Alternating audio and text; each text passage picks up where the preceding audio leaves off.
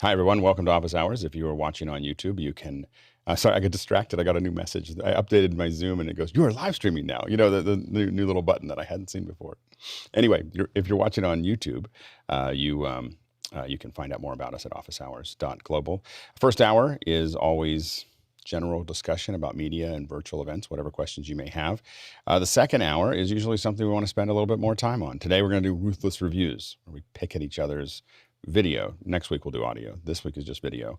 So ruthless reviews today. Now, tomorrow, we're going to talk about breaking into the industry, how all of us have kind of gotten to where we are, answer your questions about that process, and just try to brainstorm in that area.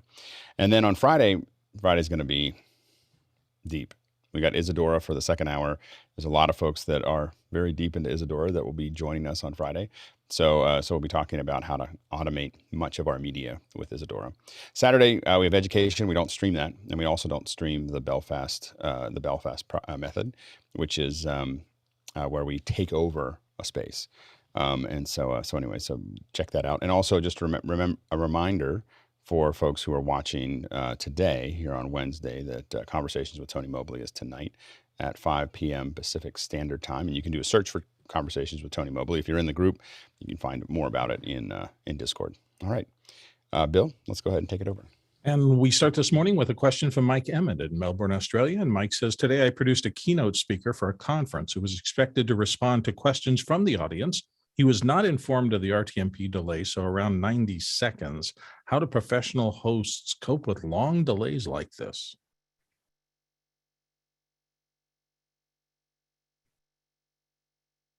Sorry, Carl.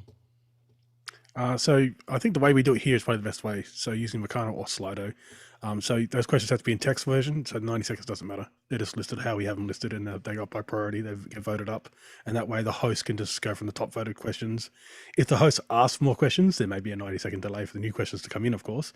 But I think the way we do it here is probably the best way to avoid any of those kind of delays. Yeah, there's a couple things. Definitely to your point, this question that you just asked, you posted at 6:11 a.m. And so our latency, it was nearly an hour. so not 40 seconds or 90 seconds, but nearly a whole hour between when you asked it and when we answered it. And so allowing them, especially if you can have a voting structure, allowing people to ask the questions and allow the audience to actually have some time to look at those questions and decide which ones they want. Now, some services will only let people vote things up. We let them vote up and down. It helps clear the system a little bit faster. And what that does is that as other people vote on it, you're able to answer a question for more people than just that person. In addition to that, text is, in my opinion, way better. I've been building question engines for about over 10 years. And we worked with a very, very large government organization that used to have people stand up at the mic and they'd ask questions, and we used text one time for people in the room, not virtual, just in the room. And within a year, they stopped letting people walk up to the mic because the preamble to asking a question in an event, whether it's over video or in person, can often be 2 or 3 minutes when people are talking. Someone, when they stand up, you have no idea what they're going to say. And then they're going to say it for a long time. And most people won't care about what they're saying. They just want them to get to the question so they can get to the answer and then go on to the next one. When we break it down into text and we vote on it, it's a lot faster. So you can limit the question to the question, not to the long preamble, which is why they got up, right? They didn't actually want to ask a question; they wanted to say something. And so we pull that out by having voting. People who ask, wordy questions or try to make some statement or do all that stuff, the audience just decides, do they want to make that statement, or we're not that interested in that. So that allows them to kind of sort that out, and it creates a positive reinforcement for questions that really think about what everybody wants to know. It's that person's experience and their angle on the subject, but it is something that the group is actually interested in. So it makes it a tighter answer, and it keeps the conversation moving much, much faster. We probably answer, and what I mean by that is you can still, like I am now, answer the question in detail, but we get through the question asking process much faster. But the key is managing questions powerfully in a queue system is the key to the operation. Next question. Alex L. Someone in Nevada, California says, what is the most current OS that Pro Tools can run on? Go ahead, Carl. As of 3 weeks ago, 11.5.2. So the current one. Okay. So they did get it updated. Yeah, Finally. 3 weeks ago. Yeah, 3 weeks Okay. ago. Before that was, the M1 is in Rosetta at the moment, of course. right. But outside of it, so Intel, it's 11.5.2. Wasn't it, was it Mojave before that? So it jumped all the way up, or was it progressive? It's been for Intel. It's been Big Sur for a while. It's going to be the M1 Right. is to Rosetta. So yeah. Well, because I know that for some things, I guess maybe it's just some plugins or something that kept a lot of Pro Tools people that I had talked to were still back in Mojave, and so that Third-party was plugins, maybe one version behind you. Yeah. Next question. TJ Asher in Minneapolis, Minnesota says simply, cameras in Keynote, thoughts? Bill. For me, if I need to throw a camera into something that's going out via the internet, I just use either a chroma key or a luma key, typically maybe a luma key with black window in Keynote, put that up and chroma key it separately in the ATEM Mini. That seems to be the most Well, kind of foolproof for me. I think that he's probably referring to the update that happened yesterday, where you can now insert your cameras into Keynote. Oh, I didn't see. So you can an actually update have yesterday. a Keynote window that will actually, Keynote basically as a backup really did a big update yesterday. So you should download it. I'm excited. Nigel? Yeah, Nigel. Actually, so I was hoping Ken was going to go first because he can maybe able to demonstrate it to you. And it works great with my onboard cameras. What I haven't worked out how to do is to get an NDI source into it. So it's probably not there yet.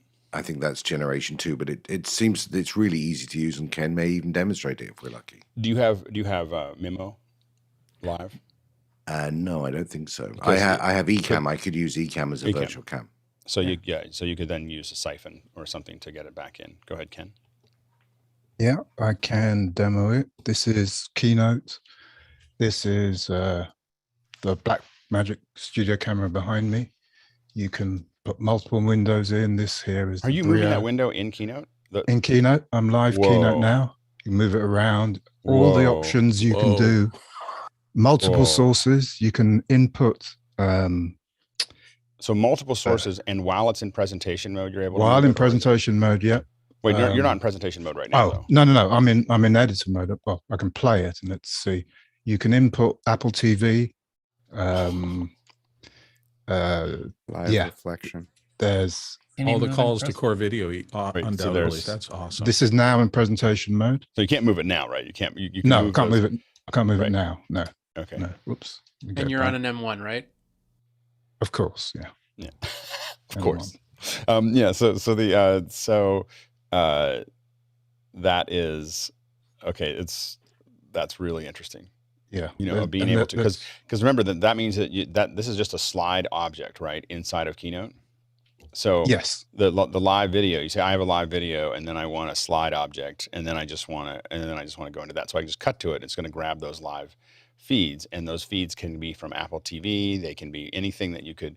So theoretically, Hyperdeck, a live feed from somebody. Zoom. I don't know if Zoom will do it, but I don't know. Is Zoom probably not Zoom an option? But you could pipe it out of something into as a virtual camera. Go ahead, Chris.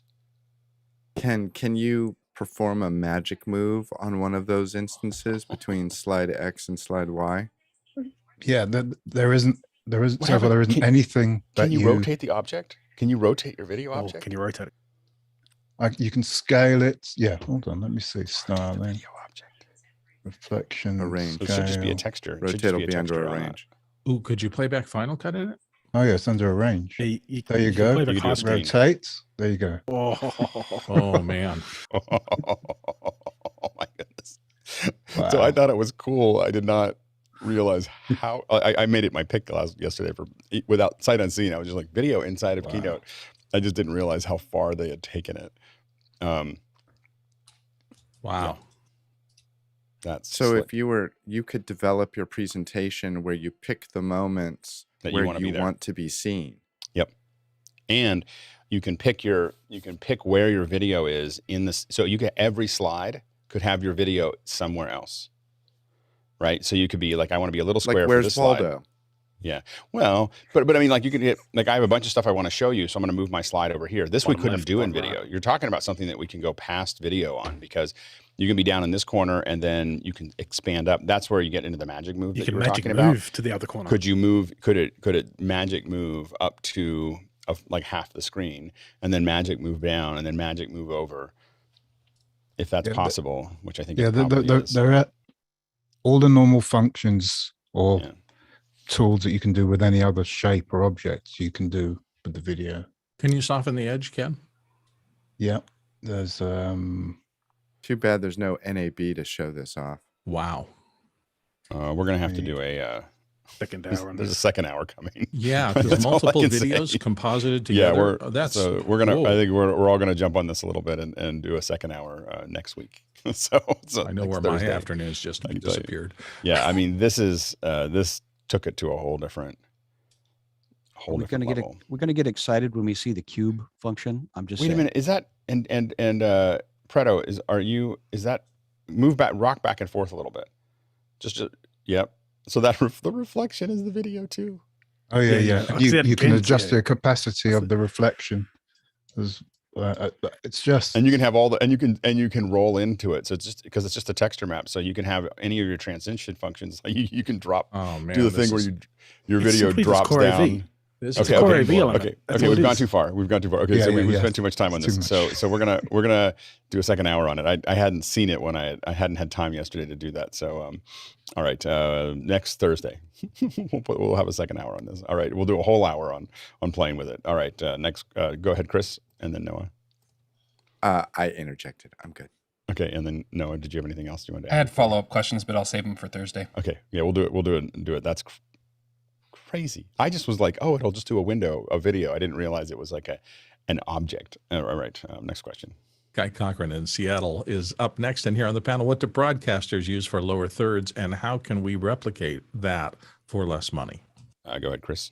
Guy is a master of a leading question. Last night, Bo Cordell got on After Hours and gave us an amazing presentation about the ROS graphics packages. Expression, and then there's another one for just like simple lower thirds or and I can't remember. It was super cool, and he's got to come and do like a whole second hour. There's other packages, there's other things, but Bo's ROS demo was smoking hot. Doug. Yeah, I just caught the very end of it, and that is what we're looking at buying. But ROS expression is up here. We have a program called CharacterWorks, which is down here, but it's $40,000 versus $2,500.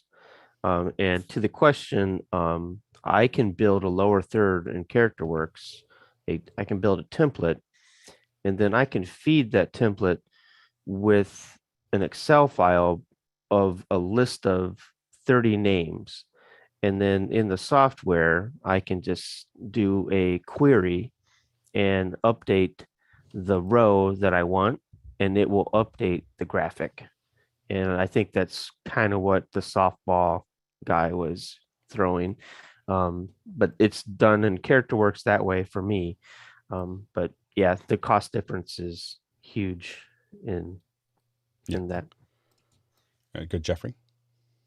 So I've used I've used New Blue FX for a long time because I've had it the titler broadcast for. Last week, of course, they've been people have been talking about this SPXGC thing, and I've been playing with it. So, like for instance, I can bring in a graphic such as this one, and it's all JSON and CSS based. So there's a lot of things that it's very basic right now, very rudimentary, but it could turn into something very big through a web portal. And you just basically call it up like a web page and then key it in on the lower third. And right now it's just doing what a Restream or a StreamYard would do. But I could see this just really getting real complex. I can do Excel files or other types of lists that I can change. So I have like a little ticker right down here. I think I have this set up right. So you can do a lot more. And this is absolutely free, and it works on PC, it works on Mac, and it works on Linux. It's great, Sky.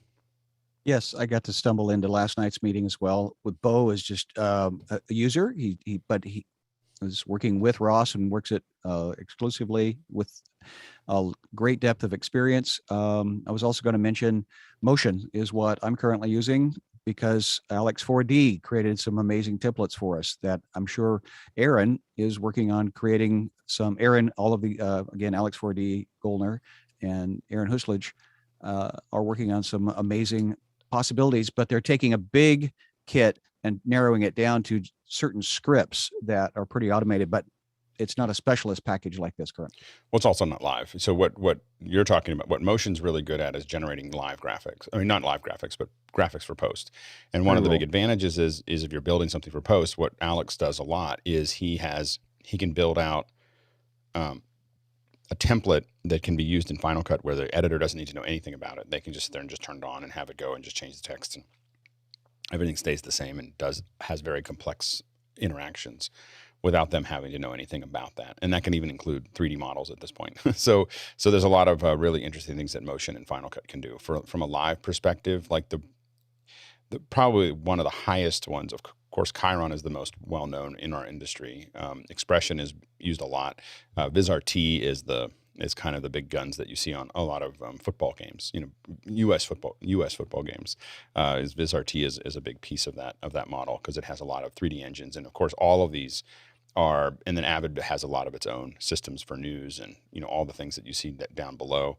The VizRT one, of course, is tied into data sets. So all that stuff is live. So the clock, the scores, the times, all the things that are there being fed in real time, and it's putting it up oftentimes in 3D characters, and all that stuff is all being generated in real time. And so it's a pretty powerful package. There's a lot of packages that do that. Some European companies use something called Ventus, which is usually used for events, but is also used for TV graphics. So that's another one to look at. The one that I've spent some time kind of playing with here is On the Air CG, which is made by Softron. It's a Mac-based tool that will do that, and that's in the same layer Doug was talking about $2,500. But when I got started, just use Keynote. So Keynote over green, Keynote over black. With you've seen us key things here. With a little bit of design, it looks just as good as anything else that I was doing. There are some limitations to when you can play it back. So you're not getting, database driven pieces. You're not able to edit things while you're playing it out. There's a whole lot of things you're not able to do, but remember that you can do a lot of those things. And then if you watch our Friday thing on Isadora, that's another example of Isadora could totally do all of those things, and that's probably where some of what we're doing is going to go to, in that process. Go ahead, Chris. Yeah, I think one of the you touched on it. One of the main distinctions about a live character generator is and Doug knows all about this, can you pull in live data that's being fed to you by the sport that you're covering or the politicians that you're covering, the debate, the voting results, whatever. And anybody, I mean, I can sit there and type up anything in Photoshop and make an alpha channel and key it on my timeline. But when you could bring it in live, that's the real distinction about live character generators. Yeah. What if I can add? CharacterWorks allows, like, if we're doing a basketball game and we want to show scores of other teams, it actually can pull data straight from ESPN's website, and it's pretty amazing what you can do if you have a little bit of coding knowledge. That and you don't have to do any typing. You just build the template, and everything updates live. It's pretty awesome. And we've done stuff in the back end where, it's polling. You get like raw. We were doing a race, and we had raw data being generated on the race of just the timings of where they are, where everybody is, and it's just literally publishing to a page. We're reading the page and putting it into the thing. So all the animation pops out and shows you all that, but it's grabbing just raw text that's being generated for us, from the page. And it took longer than we thought to set it up, but it worked pretty well. Chris wrote that. And that was just a raw page that was then outputted. We're taking another step with Office Hours 2.0, which is that we know who everybody is. So the lower thirds are not even they're all being generated dynamically based on who's going to answer the next question. It knows who it's putting into every window, and so it can just tag everybody. If we choose to say lower third, you don't have to decide what the lower thirds are. You just hit lower third and it'll lower third everybody appropriately. Yeah. So at least that's how it works in our head. Next question. Comes from Tuola Koloma in Finland, and it's about Streamdeck. In complex setups, I'd like to have a few common buttons to appear on multiple pages, and any change should propagate to all of them. Has anyone found a way to create button instances, essentially, or linked buttons? Go ahead, Jeffrey. So you have the toggle command, the on-off. So if you turn it on one display, then the other display should have it set to on when you go to them. If you want something a little bit more complex than that, you could create some sort of batch style system through Streamdeck, but through using the multi, I think it's the multi button, and you can do it from there. The one thing I like to do is, and this involves two Streamdecks, is there's an option that'll actually, when you push a button, it'll create a multi-instance where it can actually tell the other Streamdeck, go to this other profile, and then you'll have a whole bunch of set of buttons there, and that'll help you with that. But to change a button, that's going to be a little bit of extra programming, and I'm not exactly sure if anybody's ever tried that. Next question. Guy Cochran is up next from Seattle, Washington. He says Tony's show will have a different contribution method for ingesting video into the switcher in the cloud. What are fine folks behind the scenes utilizing to pull all of this magic off? What amazed is that guy's able to play quarterback and receiver at the same time. How does he do it? Throws the ball really high up? Going long. He's way back. He's way back there. So how's that working? Grab it. So last night we decided to test VDO.Ninja, which is formerly OBS Ninja. And I like doing the Zoom rooms in the cloud because it was stable and we had it working. But the transition over to Aaron's VPC and AWS made it so that there was just some conflicts, and Jonas is on vacation. So I was like, well, we got to bang on this and fully load it with 9 people. So we got a few folks. That's the benefit of after hours. We just said, hey, who's here that could jump in? And 9 people jumped in, and it was cool just to see it working. We figured out an audio issue where there was, we're so used to noise echo cancellation in Zoom.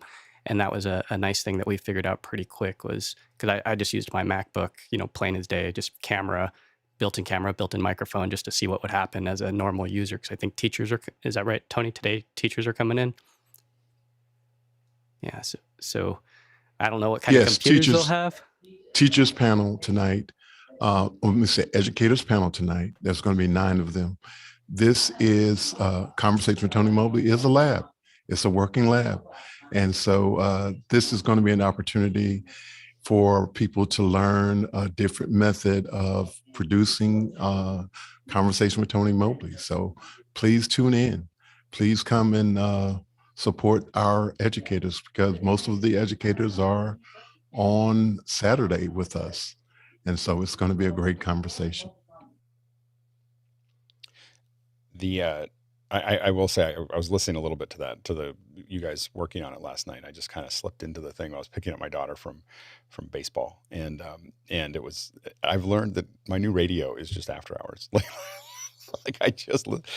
I'm running to pick up my daughter. I'm just gonna turn on after hours and just listen to just jump in to see what's there. And it was great listening to you guys kind of cut through it and figure it out and work through the problems. And I think that there is just this, while we like to go through questions relatively quickly here, there is a real power to just listening to people work a problem, that you don't usually get to hear. Unless you're doing it, unless you're in the meeting or you're in the room where it happens, so to speak, you don't get to hear the kind of the machine turning, and see how the gears are working and see what parts are working and not working. And we're doing more and more of that in after hours, so it's pretty slick. So anyway, I'm looking forward to it. All right, next question. David Brady is up next, and he says, I recently got a request for a Teams-based room system. Does anyone on the panel have any experience with Teams rooms through Cisco systems or experience with, looks like Pexip, P-E-X-I-P, for VidConf interoperability? Go ahead, Nigel. Yeah, I don't have any experience of the Teams breakout rooms, but I will tell you that the experience that I have with my own team is whenever we talk about moving to Zoom rooms and Zoom subrooms, that's fine. The moment in a Teams conversation you say there's rooms, it just throws people off. So I think Teams people are not trained to think in that way. I've never used the Cisco. I did use the Cisco telepresence experience years ago, which is still the best video conferencing experience I ever had. the way we've done it for years is with hardware.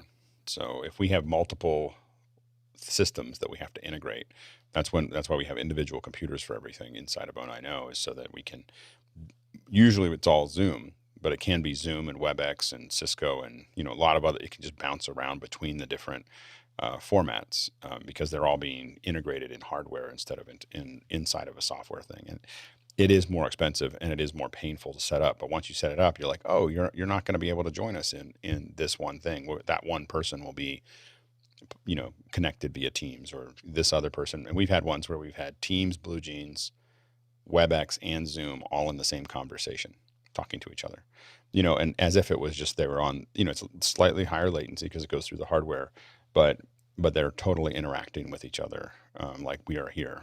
It's just that some of them have weird little logos on their windows that we couldn't get rid of. Next question. Comes from Mike Emmett in Melbourne, Australia. And he says, I'm a one light guy, but I know a few on the panel use a hair light. What's the wisdom on the hair light? Go ahead, Carl. So a hair light or a backlight will actually separate you from the background. So with, let's say, for instance, Alex and Ken, where they have a flat monotone background, it's actually kind of a good idea for them to have a hair light, which both of them do. I don't actually have a hair light on me at the moment. That's because my background is a little bit busier. So therefore, and plus my chrome dome is kind of shiny anyway. Go ahead. Separation. Yeah, I could demonstrate the separation that I get. If I turn off all my other lights, you'll see that's what my hair light is doing. So it's giving that edge to help me separate from the background. That's great. So that's my use of a hair light. Go ahead, Stuart. I'd actually only ever heard it called hair light after I got into film and photography. It was always just backlight or reverse key in a TV studio. And as you can tell, I'm using two of them to get the separation again, as Carl and Ken pointed out.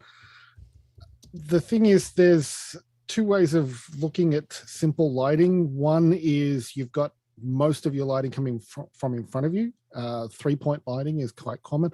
And then there's the reverse key where the lights behind you are actually brighter and you're just filling in. So just be aware that there's multiple techniques and multiple ways to use these. And yes, you can ask questions about that in Discord. And in the US, we often, or for a long time, we called the lighting that Stuart has a Greenberg edge lighting. So Jill Greenberg was notorious for it, of taking lots of pictures with too heavy edge lights. And then to fill in, if you do a search for Jill Greenberg, you'll see a lot of examples. But we'd have clients that will ask us, we want to do a Greenberg lighting, and we would know exactly what that, you know, that was a very specific look that is very close to what Stuart has. Go ahead, Bill. I get used to almost always setting them up because I would do a lot of go to a corporation and I'd have to interview 7 or 8 people, and you never knew whether the person coming in would have dark hair or light hair. Didn't know whether that location that we were setting up was primarily light or dark behind. So an edge light, rim light, backlight is one way to separate somebody who's very close to the tonality of their background in an instant without having to delay anything. So for me, it's that efficiency of getting the person in, get them lit, and get the conversation started, which is more important than the actual lighting and the rest. Go ahead, Jeffrey. So first of all, this was a second-hour question, but what I like my pin light or hair light, whatever you want to call it for, is actually I do have a camera that's right behind me, so it'll help shine the surface if I need to do any type of demos or anything like that. There you go. Next question. Craig in McFarland in Boston, Massachusetts is up next. Moving to a new home office, I've discovered I have dozens of HDMI cables. How do you evaluate the quality of cables? Cable tester, is there a specific tough use cable label? What do you do? Go ahead, Carl. So because you didn't put in a price, let's just go to the top first. So this is a 2.1, so this will do 8K 60. This is a video generator as well as a cable tester. It does a handful of things, but you can actually send a signal into a TV, but it can also receive a signal from and see what that signal is doing. But also, as far as a cable tester that you may have, Apple TV, modern Apple TV will be good. Just put it to the highest resolution settings, like Dolby Vision 4K. Find a 60 hertz, so go to a YouTube 60, and just play that back into your telly, if your telly supports it. What you will notice is snow. So if you're running like a 10G cable, which is like an old R1.4, so if you're running one of those cables, you'll notice like digital snow will show up. If it's not, it'll still work kind of, but you notice digital snow when it starts to break up. That's the difference between a 10 and an 18. 2.1 requires a 48G cable. Those cables will not handle 2.1. They just won't have snow. But you can use a 10G cable running 18, which is 4K 60. But you may get some digital snow, and that's how you know it's breaking up. Next question. Chris Fenwick in California is up next. This may be a better discussion for the after hours, but are there any tricks to having a Streamdeck control two Macs at the same time? One button push controls two Macs at the same time. Should be a companion issue. You know, like you should be able to That's what I program think. something to send the same. I think you'd need companion for it. Yeah, go ahead, Jeffrey. Sorry, the question disappeared. Yeah, actually you can. That's where that multi option comes in, because then you can, you can also, it's easier to do in companion, definitely, because then you can do a listen to each Mac. Yeah, I think companion would be the way to do that. So in the setup, I apologize, in the setup, and again, this can push to after hours. It's okay. So in the setup, I know that you have to tell, you have to set up the IP address of the computer that's listening to companion, if you will. Do you just set up a second instance to have another computer listen also? Yes. So like if I hit black, could I make two feeds go to black on two separate So computers? if you use the Visero, which is what the listener programmed to go to one computer, you'd set that up to port 10,000, and then you would set up the other Mac to port 10,001. That way you could determine which Mac that it's going to set to. Okay, after hours. Sorry. No, it's all good. Next question. Comes to us from Henry Ramos in Yonkers, New York, and he says, suggestions for learning better graphic design, such as for on-screen layouts for webcast or virtual shows. Do I seek out templates or ready-made graphics like background compilations? Go ahead, Bill. I think first and foremost, you just need to be aware of them. The way I start learning anything is I realize it's a thing. One of the most difficult things I ever learned was typesetting and all the little fractional things of kerning and leading and things like that. And until I was aware of it, I didn't start noticing it. As soon as I learned a little bit about it, I started noticing it everywhere, and that informed my practice of it. So I think art direction and all those artistic skills are the same way. Learn to identify it. Once you learn to identify it, you'll start asking yourself, well, how did they get that? And why did they do that? And then your knowledge base just expands logarithmically. Go ahead, Doug. You just, for my own personal design, you just do what like looks good to you and then try to make it your own. I watch a lot of sports, but you will see my camera aimed at the screen in a bar, taking a picture of the screen because I like the graphic, and then I'll go home and then recreate it myself, but then turn it into mine. I'll tweak it some way, but what looks good to you is probably going to look good to other people. So, I don't like to recreate the wheel. I just like to, that's what I do. Go ahead, Sky. Well, I like Bill's response of why. And the question is, just because you can doesn't mean you should. We see a lot of really horrible graphics, and I love Alex's and I'm sure he'll talk about, he's researching all the time on YouTube. And what are the other aesthetical things that are getting the communications across to the audience? Again, keeping in mind the audience. That's the only reason we're doing any of this. So if you want to do an art project, that's great. May not be a need for a lower third, though. Yeah, the most powerful tool. Oh, I guess we had Chris. Go ahead, Chris. I was going to say, there is a certain design aesthetic that people who do sports graphics can just nail. And I'll tell you, I don't know what it is. I know what it is. Money. What? A lot of money. There's a lot of. Not necessarily. I'm even talking just a static lower third. I know, but there's so many meetings. Like I've been in those meetings, and there's so much money. Like the thing is that it just, when you have design teams. When your package, when your video package each year is a $3 million to $5 million package, where, just for the graphics, just to set them up, it's an entirely, like I just have friends that have built those graphics, and they have, there's 30 or 40 people building VizRT system setups and designing all the graphics and pulling them all together. And even with the basic ones though, but that went through so many rounds of people talking and to your point, Chris, you have designers who are classically trained, who understand white space, understand kerning, understand, like there is heavy art that goes into these. Safe title? What? I'm teasing you. These, when people go through design school, there is a real skill to it. There's an eye to understanding the weight of the page, the weight of what you're doing, the how much white space you're providing, where you're pushing the eye.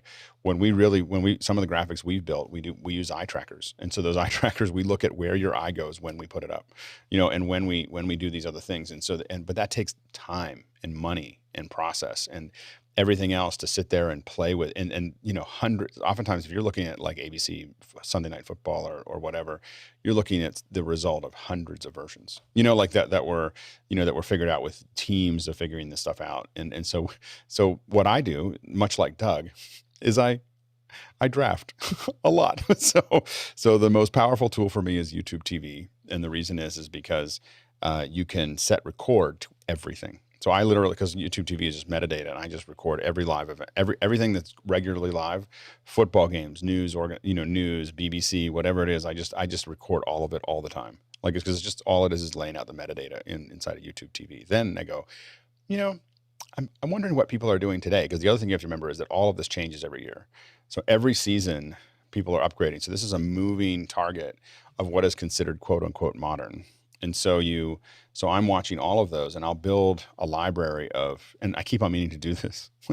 I just keep filling the days up with something else, but we'll do some of these where we do the lower thirds. But basically, you look at I'll have a folder of lower thirds, and a folder of super sources, and a folder of sweepers, and a folder of different things that different, and then what I do is I break them all down. Now I don't have time these days to do it as much as I used to, but the way I learned how to do it in the 90s was that I would take graphics that I liked, and I would reproduce them to the pixel. Like everything was exactly the same as it. Now I never used those. Those were just me figuring out how they did that. Like how would I do exactly what they wanted with the soft lights and the highlights and the little thing. And I would develop the skills that were required to do it. Then I'd go make my own, and it would be influenced by that. It wouldn't look anything like it, but I knew how to, the key is a lot of times we don't make the graphics the way they should be made because we don't know how. Like we don't know how to make that thing look that way. And so I would spend a lot of my free time. Well, I'd spend a lot of time. There was no free time. But I spent a lot of time on weekends just building other people's graphics. And that's how I ended up with doing work for HBO. So because I just knew how to do their stuff really well, because they did really good stuff and I copied it. So anyway, next question. Craig McFarland's up next from Boston. He says, is there a big difference between a microphone pop filter versus a foam wind cover? Go ahead, Carl. Yes. So a pop filter, so what I have in front of me, it's probably about 2 inches away from the microphone. This will stop my plosives from going through, so I can actually say the word P and it's not going to blow you guys' ears out. A wind shield or a wind screen on a microphone will help a tiny bit with plosives, but it's more designed to stop the wind from buffeting a microphone. And essentially it also takes out the low rumble. So they do 2 different jobs, but it can help with anything between your voice and the mic, and also help with plosives a little bit. Go ahead, Bill. Yeah, I was going to say the key for me is adjustability. A foam windscreen or any kind of sock that's mounted to the microphone has one distance. With an actual pop filter like Carl's using, or any of us do with a large diaphragm condenser, you can move it farther away or closer in, depending on whether your performance needs to be shouting a bunch of F sounds or you're going to be close and mumbling. Next question. Kalak Lopez Miguel Waterman from Astoria, New York is in next with conversations with Tony Mobley. Is going to use VDO.Ninja for the first time this week. Lots of good testing in after hours. Is creating a custom invite link the best way to keep the solo link the same throughout the show? I actually don't know. Guys going. That's what we were testing last night. I mean, it's one of those things where you just got to get in there and start doing it. So he was the one sending out those links. So I think he would know the answer to that question. But I think we're going to have to do both, try it both ways and see how it works. New ground. Next question. Henry Ramos of Yonkers, New York is next with any opinion on Samsung's Q2U, $70 with stand with XLR USB and a stand, looking for a lesser cost mic to recommend to folks for their online meetings. Go ahead, Carl. So I'm guessing you meant Samsung, because Samsung don't make that mic. So the Samsung one's actually a copy of another mic. So that's the Audio Technica. So essentially what it has, it's XLR and USB, and also has a headphone volume and headphones out. It is pretty good mic. They're dynamic, so essentially the capsule is very similar to an SM58. This is a good low price one. The Samsung is just a copy of this one. It's just a few dollars cheaper, but essentially has all the similar features to this one. These are really good microphones to send out to people because it's just kind of plug and play. So that is a good feature. Next question. Gordon Lake in Los Angeles, California. When using a Blackmagic Studio Camera 4K Pro with an ATEM Mini Extreme ISO, what's the best comm solution because the minis don't have Talkback? Go ahead, Carl. Yeah, so like the Constellation has Talkback, and I think one of the new Pro 4Ks, like around $3,000, has Talkback as well, built in kind of its basic version though. Blackmagic have their own Talkback solution. They have 3 different products in Talkback solutions, so you can add that to it.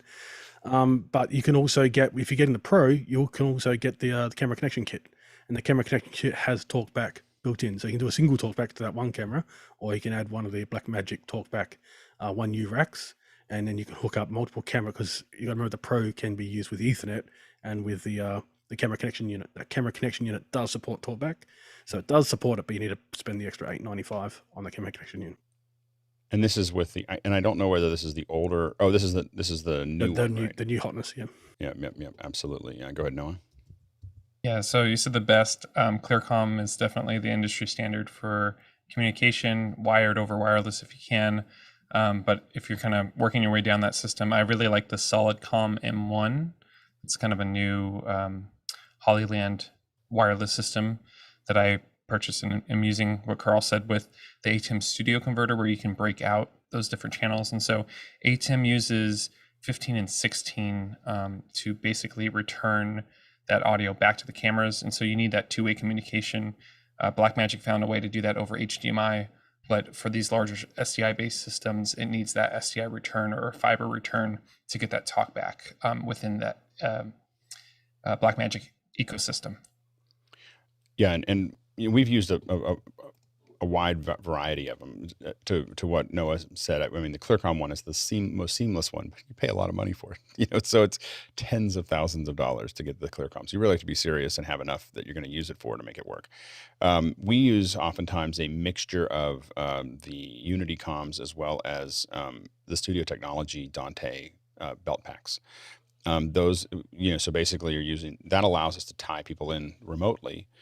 So they can be on Unity on their phones. People on cameras are just getting an Ethernet cable to them that they can basically get 4 channels of either 2 or 4 channels of PL, back to them. And then the Unity to that, you need Unity Connect to go from the Unity comms to the comm. You don't need it if the Unity comms are local. So, but then you can tie those back in, and you have to build some mix minuses for the Studio Tech, but it's a little bit less janky than putting everybody on tablets. When they're doing when they're a camera operator, they just need to be able to hit a button and talk. But the mixture of those has worked pretty well for us. Next question. Noah Sargent, who's here in the panel from Fullerton, California, says, for mic checks, we use Office Hours Miccheck.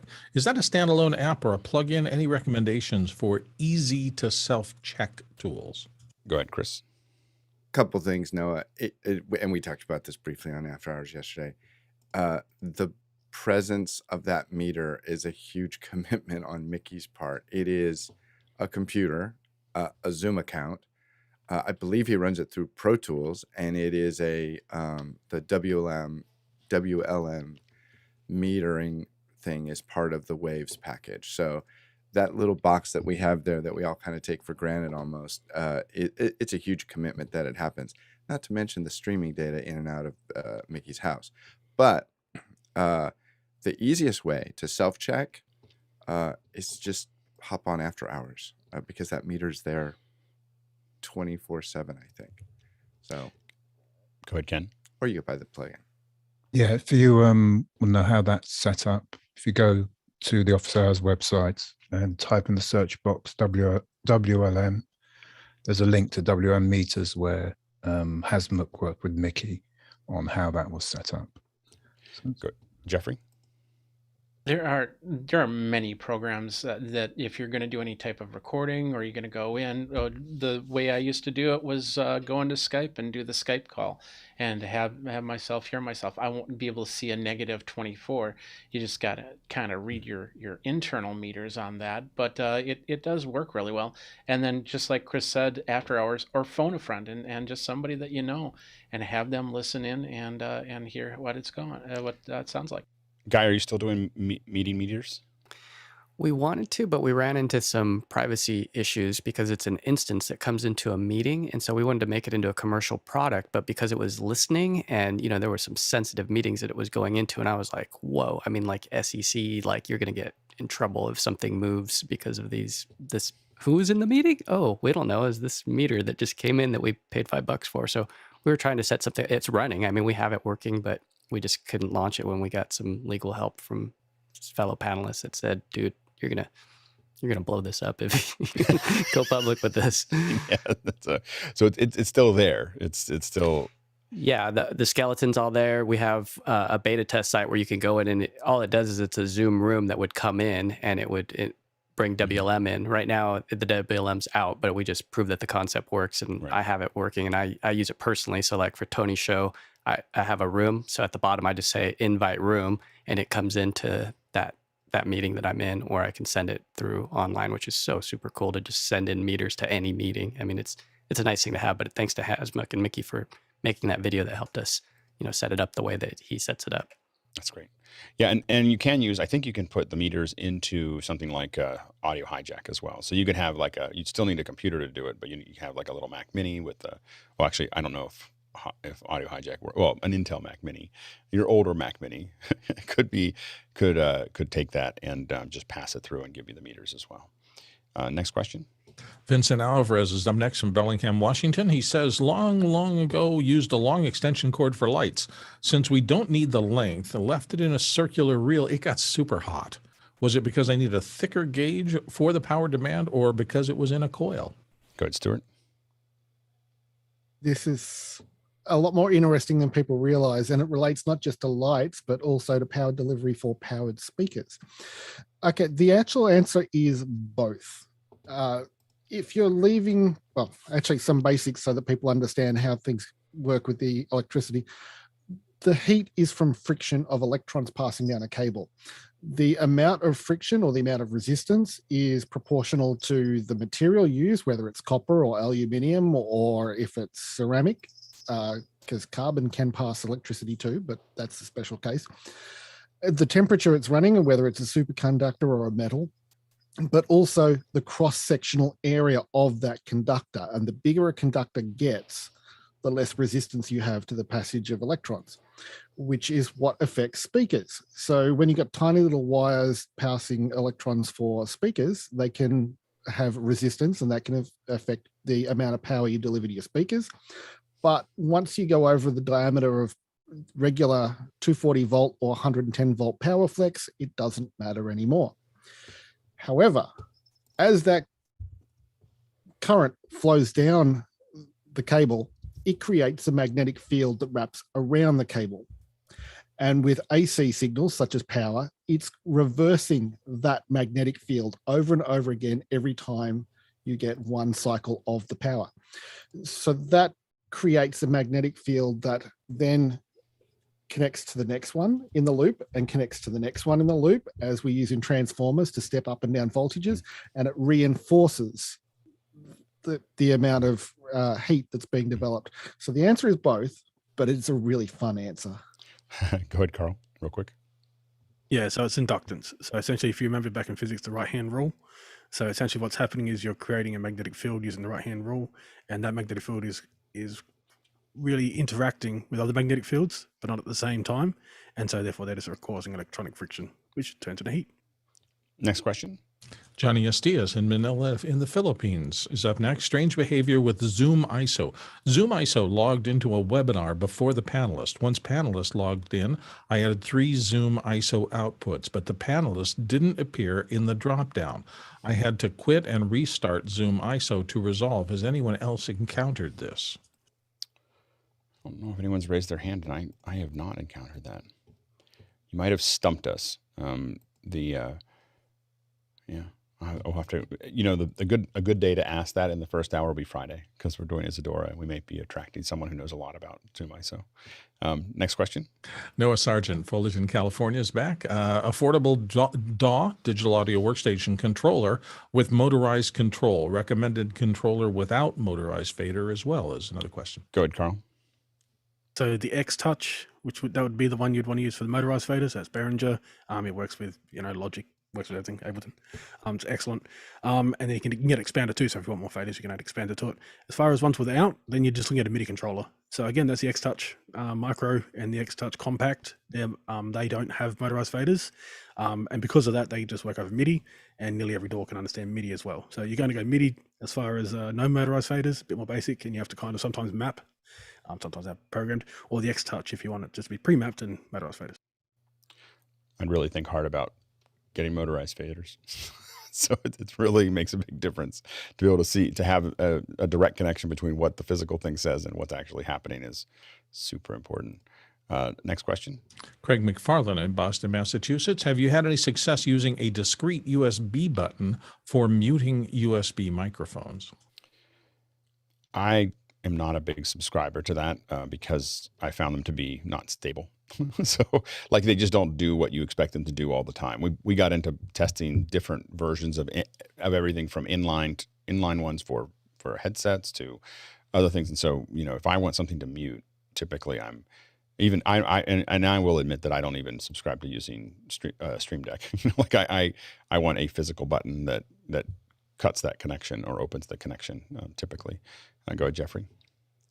So you said microphones, and so a lot of these buttons that we talk about are for single ones. If you want to do like a multi-microphone system, then you might need to get some sort of software mixer like the voice meter or something like that, where it has a hotkey system. Then you can use the buttons. But once again, they probably won't be as reliable as you really want them to be. Good, Craig. Craig, what are you trying to mute? Just one mic or many?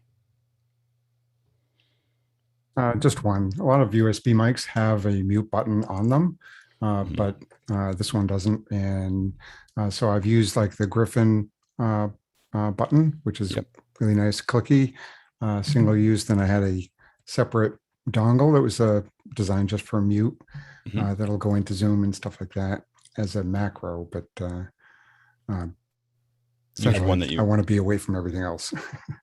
Right. And so far, those have worked okay? They have. Rearranging my new setup. I thought I'd ask. Yeah.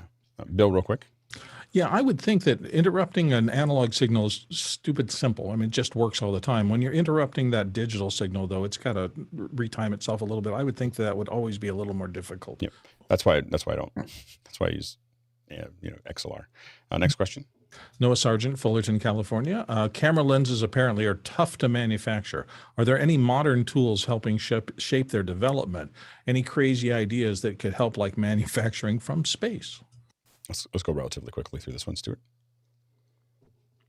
We'll go relatively quickly. We've already been chatting on, we're splitting the question up. Yes, space. If you've got a mirror-based lens, such as some camera lenses for stills and what have you with horrible bokeh, or as used in telescopes, there is an advantage to using electron deposition of the material for the surface mirror in a microgravity environment.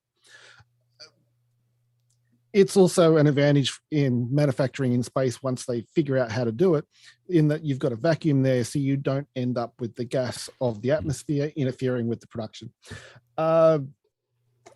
Most lenses are actually ground, and I will let Carl speak to some more of the optics on that. Go ahead, Carl. So ZMAX, this is it. This is the king This is a software that was used to create James Webb, help create James Webb. It's also used by other companies. Canon have their own version of this essentially. So they've got their own version in-house that does the same thing. I use this in university. So I learned how to, to do this kind of lensing in university, and this is essentially it. So you can get the free version of this, play around with it, and learn how lenses actually work, and then start designing lenses, learn about chromatic aberration, learn about vignetting.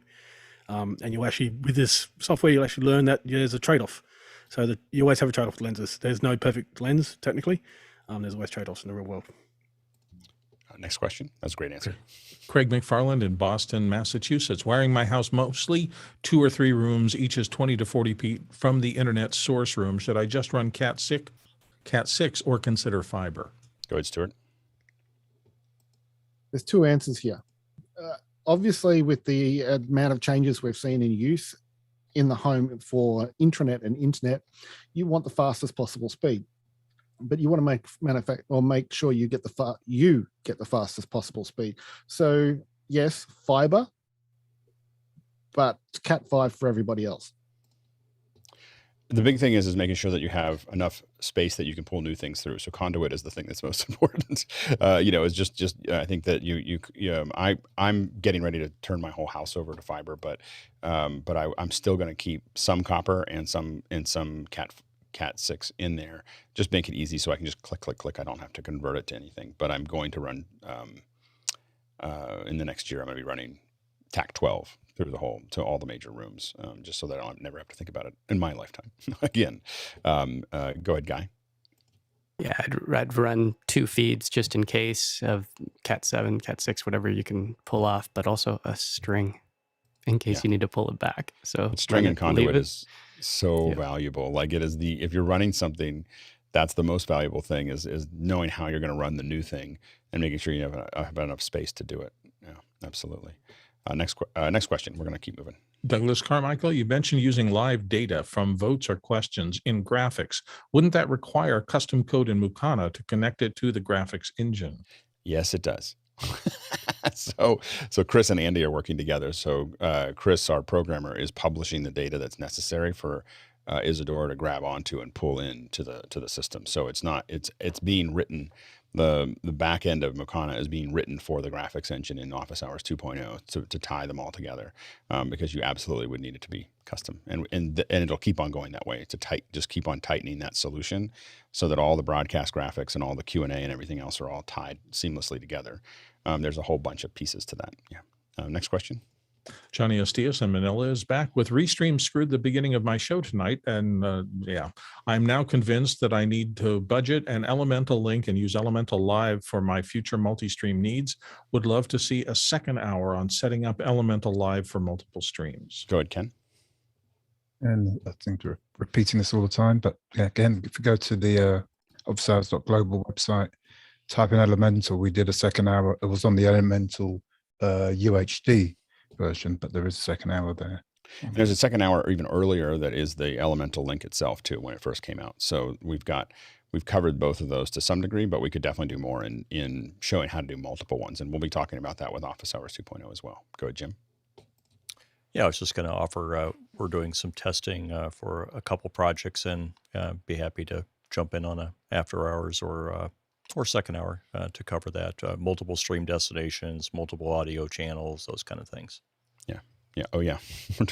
We're doing a lot in multiple, I think 28 destinations from one link. So definitely talk to Jim. Next question.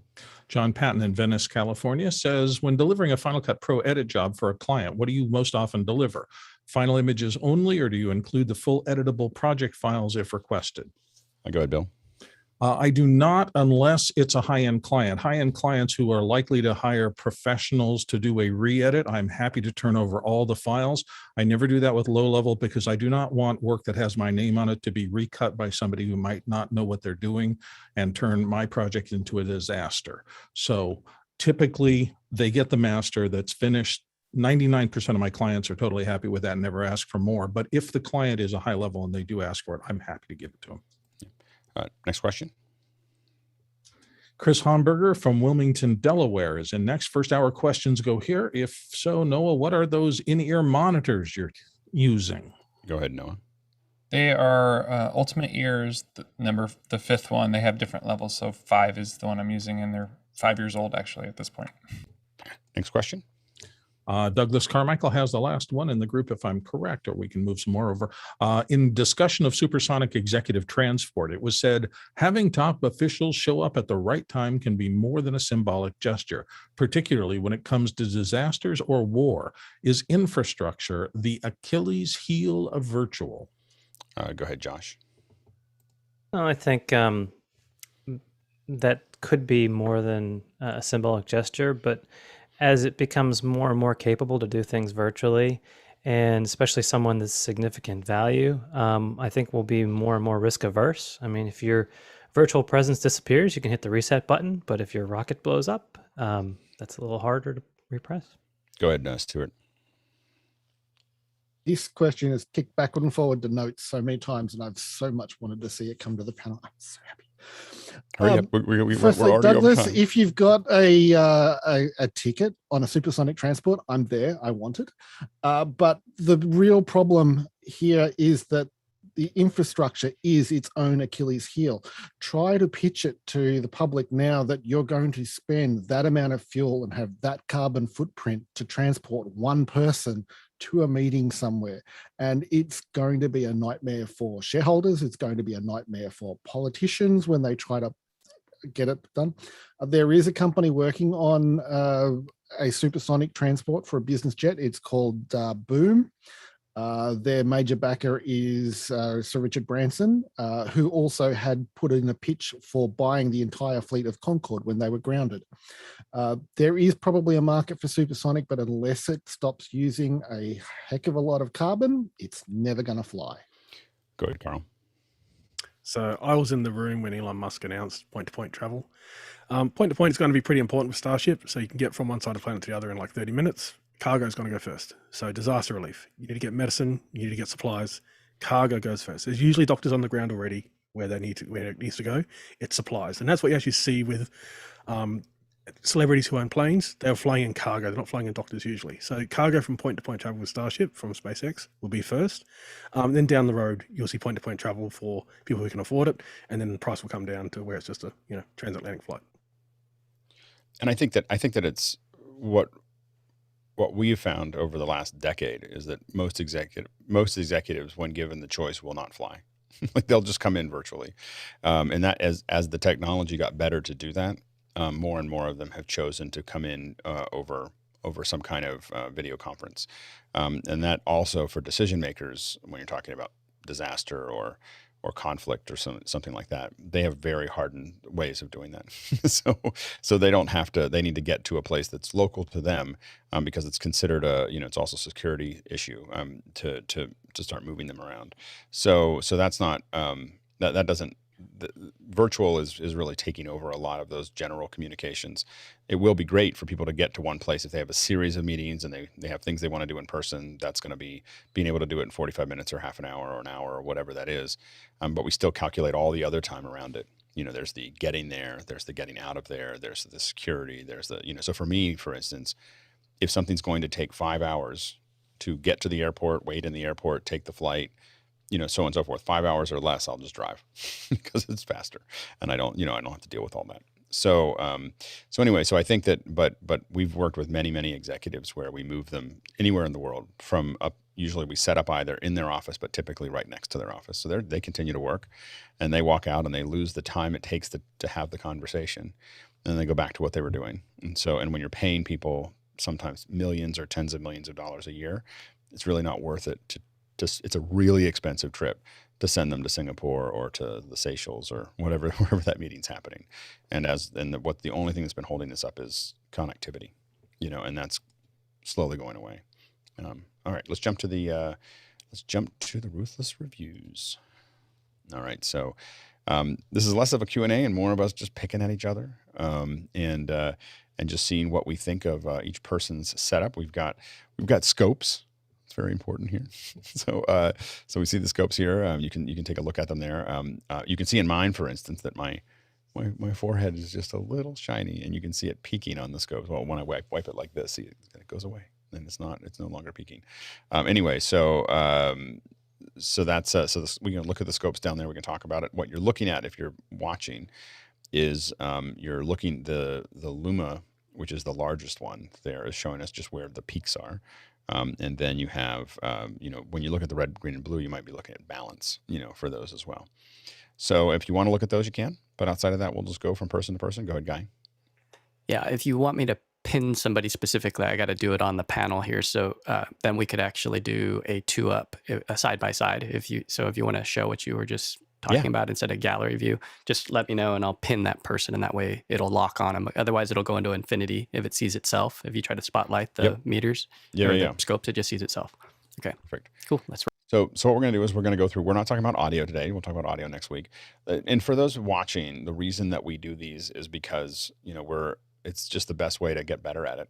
It's not only for us; it's for all of you watching. So we can really talk about things to look for, things that you want to build towards. And the game that we're playing is as Office Hours 2.0 comes forward, is having our video and the graphics and all the other things that we're doing meet in the middle.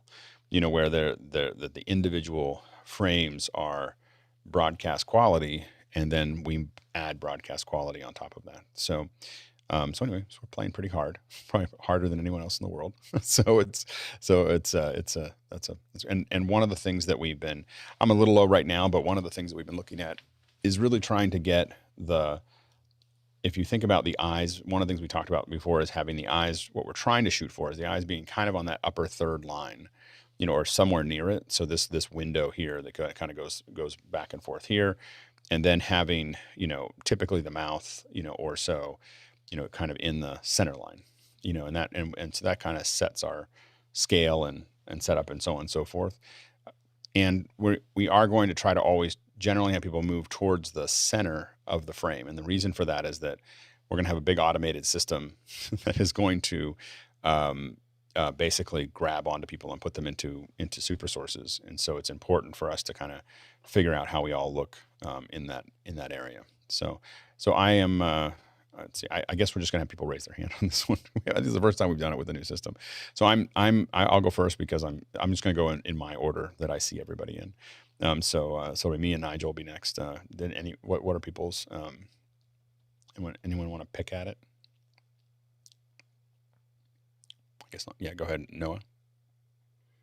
Yeah, just to start off, the only thing that I noticed is, like you said, there is the sheen on your forehead. So the thought of maybe adding another layer of diffusion or largening, making the source of light larger. Do you have a behind the scenes shot or anything like that? I don't have it here. It's a pretty big, the source goes all the way across here. And so it's mostly just that I'm a little shiny. So, and one of the ways that I can handle some of that is if I go into the camera and I just reset this, because a lot of times I already correct for this, is that I go into my gain and I just pull it back just a little. So there's the gain there. And if I pull it down just a little bit, you'll see how my details come back out in my forehead. So that's taking, now that what I did there was I just grabbed in the ATEM. This is why I like having a Blackmagic camera with a Blackmagic switcher, is I just went and grabbed onto it and then just scrubbed it down just a little bit in my gain. And that's going to bring more of the detail out of here. It doesn't bring the entire thing down. Now, the other thing that I'm doing is I'm lifting my blacks just a little bit. So in the lift, if I go back down to 0, you'll see how I get a little more contrasty there. And so I tend to lift them just a little bit up. So I actually move my lift up a little bit and not crush them, because Zoom crushes it on its own. So that's the one little thing that I tend to do with that process. Would it be helpful to do a video Fenwick of your chain as Probably. We introduce it? I don't have. Yeah, I don't. Maybe next time. Well, I mean, no, just verbally, audibly. Oh, verbally? Yeah. Beep, So beep, I have beep, beep. I have a Blackmagic 6K going into an ATEM, and then going in ATEM Extreme, and then going into the computer as an input for Zoom. I do have one of the things that takes a little bit of the sheen off and definitely takes some reflection off of my lights is that I have a linear polarizing filter on my lens and a linear polarizing film on my center light. And what that does is where I was getting direct reflections on my thing, it basically takes some of it out of both the frame as well as a little bit out of the glass as well. So what's your lens? I am using a 24-70, which is kind of my standard lens for this kind of thing. At the distance that you normally are at, 3 or 4 or 5 feet, 24 to 70, I find tends to work the best because it just gives me a place to go with that. I find that I almost always end up between 32 and 40. So it's, that tends to be where I end up there, but I have room to work. I never go as wide as 24 and I never go as long as 70. So it's good.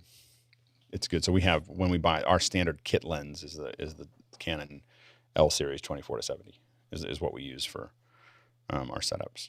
You're at a 4.0 or something like that for your 2.8. Oh, 2.8. Okay, great. Yeah, I just open it all the way up. So again, it's easier because I probably wouldn't do it in another camera, but I can I can auto focus anytime I want with by just tapping on the and I like it better that way than even if Blackmagic had an auto focus, I tend not to use autofocus. So and your lights are about 30% above you, because you've got a nice little, they're about 30, 45%. Yeah. So you've got a nice little nose shadow. I like to hide my double chin. So I hide my double chin by getting my light up as high as it will go, where I can still see highlights in my eyes. That's kind of what I do, is I move it up to where I can see the highlights in my eyes, and try to get some shadow across my chin is definitely something that I work on. And then my camera is just above my screen. I've been meaning to get a teleprompter. I just haven't got a new one yet. But I have a small one, which I didn't like, the 12-inch. I need a 24-inch so that I can just set it in front of me. But the camera is right above where I look. So when I'm talking to someone, I tend to move their window. In the grid, I tend to move it right under the lens. So right now, if I look at Nigel, I'm still looking very close to the lens, not spot on, but close. So anyway, that's like that. That light is bringing into your eyes, because I'm just observing how high mine are, and I get the dark shadow. Yeah, that's the thing is as you get higher, I'm going to start getting light. I'm going to start getting shadows from my eyebrows. so anyway, that angle is as high as I can go before I start getting those shadows, so that I can get the shadow here, but not shadow up here, is what I'm trying to do. And then I have 3 Nanlite 100Bs across here, so it's a lot of coverage that make it nice or softer. And then I have a 68B over my head. And then I have a mixed panel 60 behind me with a diffuse box, just kind of sitting on the floor looking up. And the background is a Elastilite 6x7. So that's kind of the standard setup. Go ahead, Noah. How's the temperature in that room? I know it's a random question, but I'll explain in a second. It's not particularly bad. There's almost nothing's really generating a lot of heat. It's a little warmer than the rest of the house, so it is. And the biggest problem I have is that I have huge windows on one side that you don't see. That you'll see if we have a meeting in the afternoon. You'll see it coming across, and it's messing up all my color and doing all this other crazy stuff. So it's there, and I just haven't had time to block it out. But that window generates more heat than any of the equipment. So what I've noticed is I would kick on my AC about 2 hours before office hours and just get the temperature down, right? 60-ish, turn it off for office hours, and then I won't sweat as much, and I'll have less shine of my own. So I don't know if that would help. We're notorious for doing that. Yeah, it's hard. I don't have an AC for this room, and the house is it's got a lot of open space. so I do try to open when I get up early, I try to open the windows and just let the thing drop down. To try to get my AC to take it down to 64 or 63 would be really expensive. So anyway, I open a bunch of the doors and flow it through.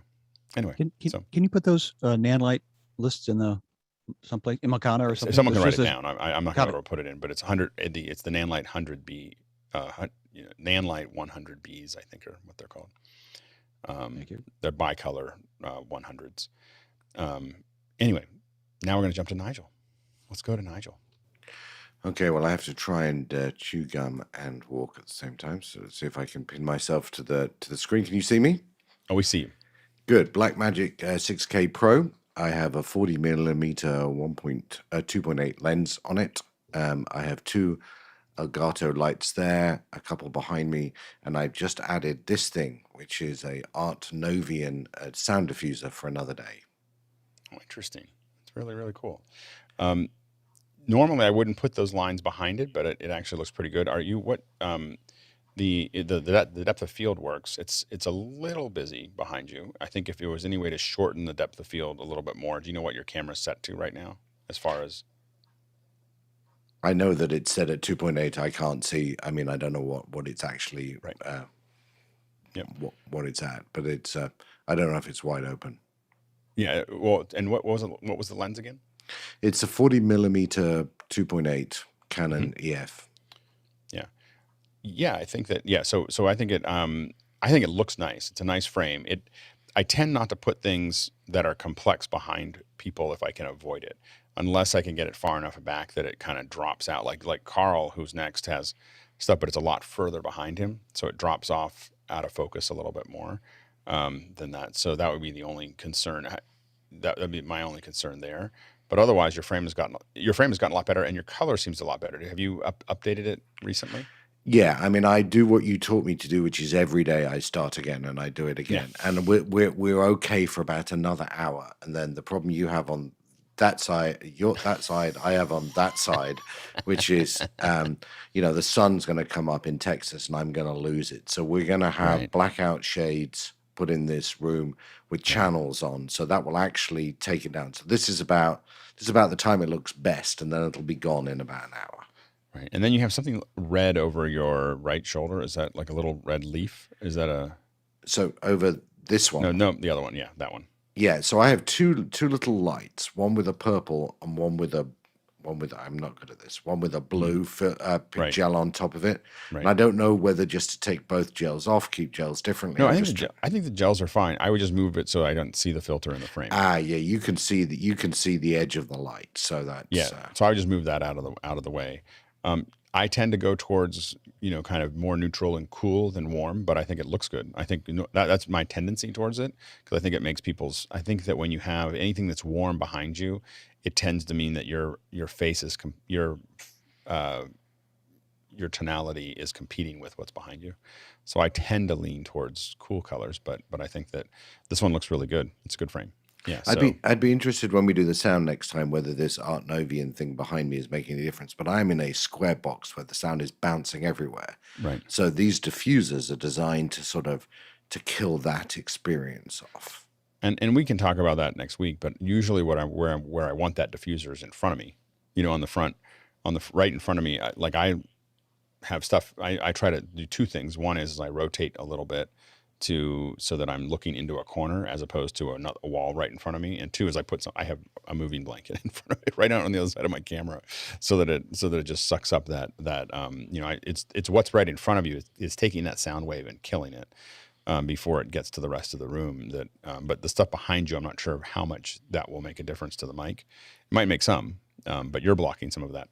Some of the sound waves coming back. Also, I'm selling these things, so Well, then you have to have it back there. What is that thing behind you? That's a whole nother calculation there. Yeah, absolutely.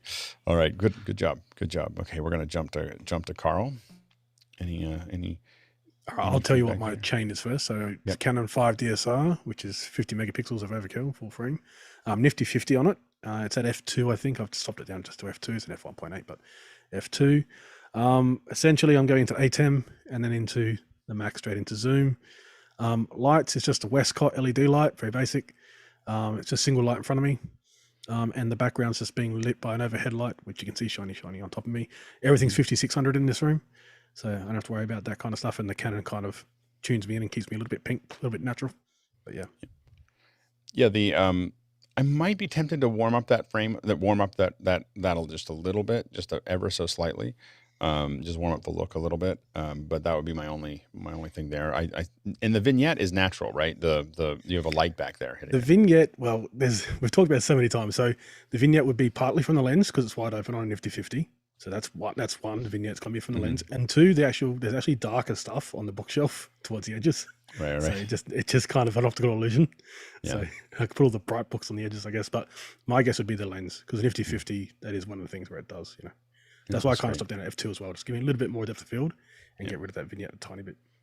Yeah, it looks great. I don't have any other comments unless someone has any other. No, I love the bokeh. I love that. And again, the contrast that you're giving us with whatever the light fall off is in the books compared to your face. It's just a nice balance. Yeah, absolutely. You're also at a good spot because you're right in focus, which is really helpful when you have that shallow depth of field. Yeah, no, absolutely. Go ahead, Ken. Tell us what your pipeline is now. My pipeline is, I've got a slide, I forgot. I can't, it's a Nikon 70-200 2.8 lens on the Ursa Mini G2, then through the converter into my ATEM Mini Extreme. And my lights are, let the slide do it. So my main light is the Aperture Nova P300C. Yeah, they're all that's at 5600. That's at 2.4%, and the backlight is another Nova P300C at 0.2%, which is putting the purple. And on a IKEA grey blackout blind, and my room light or hair light is the Godox SZ150R, and the fill is the Aperture B7C. That's great. We never have any inputs for Ken other than he's on the leaderboard. so it looks great. It looks fantastic. We can all aspire. All right, Jim, you're next. Can you tell us what your setup is? Sure. Yeah. So I have a Blackmagic Pocket Cinema 6K Pro with a Canon EF35 Prime lens on it. And that's in a teleprompter about 31 inches away from me on the other side of my desk. And then for a key light, I have Aperture 120D. And for a fill, I have one of the same Nova 300s. And then for a background light, I'm also using a Nova 300. And then for my lack of hair light, I have another 120D Mark II. Any comments? Another one where I really like the bokeh, that you have this kind of mysterious electronics behind you that are all see the X32 behind you, and they're all kind of blinking and doing their thing, and it's nice. Go ahead, Noah. The only minor thing I see is I don't know if I like the chair behind you because of its brightness. Like sometimes I do, and then sometimes I don't because it does pull away from you. But it also contrasts the rest of the room and the rest of the look, so it almost is. Almost like a drop shadow to me. I don't know. Does anybody else have a thought on that? Well, go ahead, Sky. Okay, thank you. Well, the line of sight concept, that line is going right through your eyes, so it supports us looking into your eye line. Mm-hmm. So that's an art thing. Yeah, I would say that I would tend to avoid something that was brighter than me right behind me. I tend to avoid having seats that you can see. Like I tend to want to have my shoulders be the frame. But that's kind of when we do interviews, we do it. I'm sure it's a very comfy chair though. so it's, you're going to be there for a long time. But I generally pick my chairs specifically like, I don't want a headrest behind me because I don't want to have it affect my frame. So that would be it competes with it a little bit. It's a great frame. You probably could increase your exposure ever so slightly. I think that, maybe not. I guess it's set, I'm trying to look here. It would be, you could probably, open up just a little bit more or just gain up just ever so slightly to get a little bit more brightness. Although this looks a lot better than it has in the past. I think sometimes you've come across as a little flat, as far as not taking advantage of the full exposure that you had. But it's a nice big soft light, which looks great. It looks really, really nice. It's a nice frame. Those are like minor, very, very minor things. Go ahead, Josh. Yeah, I might have answered my own question, but Jim, is that behind you? Is that a camera for your second angle view behind your left shoulder? That is. So it's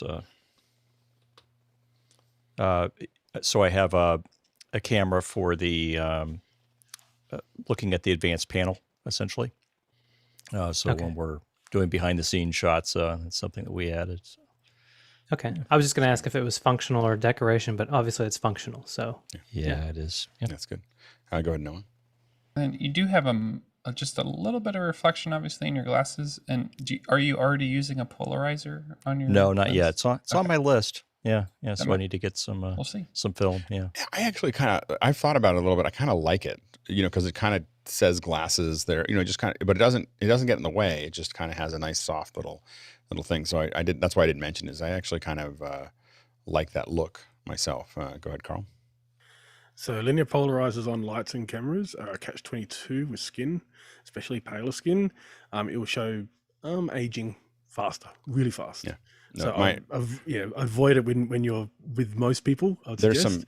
there's definitely some stuff that I can see in my video. Like there's a line right here that I can't see when I'm in a mirror, but I can see on my camera. So it is one of the side lights of the polarizer. So it's an interesting. I've noticed things in my, I'm on meetings all the time, and I notice things in my skin that I see that I don't see in the real world. It's a very interesting puzzle. So, and again, I think that for you, I might try to bring a little more color out, just a little bit more saturation, out of that process. Let's jump to Josh. Josh, what do you got? Okay, so I am on a Sony a7 III with an 85 mil. I have it stopped down to just get the right amount of blur in my background. I've recently changed my look. Before I had more of a, less derived look. I would say this I've sort of changed to I'm trying for the teal and orange. I do realize that I need some containment issues on the side lights, so still working on that. As far as my framing, I was sort of hitting the so my cabinet in the back is my center lines, and I'm sort of on the eyes and chin for the thirds. Yeah, no, it looks good. It looks really nice. I mean, the A7 is a great. It's a great webcam. If you like that sort of thing, it is. I can't quite take advantage of it for this look as opposed to a more natural look. The bokeh looks a little better, but it's a trade-off. You're competing a little bit from a brightness perspective with that one light on you, over your left shoulder, I think. Your other shoulder. Sorry, I'm a little, yeah. So that you're peaking a little bit, so that's overexposed, and I can just see it kind of flattening out in zoom. I think that I like the colorful nature of it. So I think that when I see stuff like what you're doing and a little bit of what Nigel's doing, I'm like, because I tend to be very like cool colors behind people. Cool neutralish colors is always what I want to see, but I think that I really like the frame. It's very colorful. Yeah, I think I was, like I say, the containment. So I need to get some diffusion and sort of contain that light so I can evenly light those two light pillars beside me. And I think then it would be more proportionate. Yeah. But I think that, bringing down the exposure on the one right next to you, I think would help a lot. Go ahead, Sky. Two things. I'd love the pink and teal because that's from the movie poster concept of skin tone. I'm also noticing your fill light, you're getting a nice little Rembrandting going across your one side of your face versus now you got a really kind of a hot spot up there once you went straight into the lens. I didn't notice that before when you were looking off to the side. But I love what you're playing with it. Yeah, so I have like an 8x30 key light here, and I have a ring light to my side, and there's a hair light right behind me for my lighting. I might pull the ring light down just a little bit, from that, but I think it looks. Let me try it. Yeah.